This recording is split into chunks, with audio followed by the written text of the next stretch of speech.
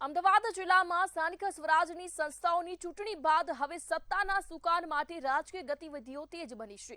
જિલ્લા પંચાયત પ્રમુખ પદ માટે સાગરભાઈ સોલંકી, સુરજીતસિંહ ગોહિલ, કુંજનસિંહ ચૌહાણ અને રમેશભાઈ મકવાણા વચ્ચે સ્પર્ધા જોવા મળી રહી છે। જિલ્લા પંચાયત પ્રમુખ ઉપપ્રમુખની વરણી માટે 23 મેના રોજ સરદાર પટેલ હોલ ખાતે સામાન્ય સભા મળશે। તેમજ આ ઉપરાંત જિલ્લામાં આવેલી 9 તાલુકા પંચાયતોમાં 25 મેના રોજ પ્રમુખ અને ઉપપ્રમુખની પસંદગી પ્રક્રિયા હાથ ધરાશે। વિરમગામ, ધોળકા અને બારેજા નગરપાલિકાઓમાં 19 મેના રોજ વરણી યોજાશે।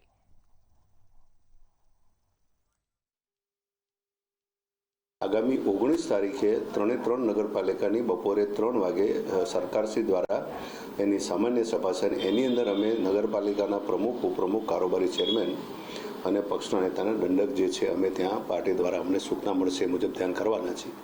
તાલુકા પંચાયત અને જિલ્લા પંચાયતનું જે છે અમારી પાર્લામેન્ટરી બોર્ડની જે પ્રોસેસ જે છે એ પૂર્ણ થઈ ગઈ છે।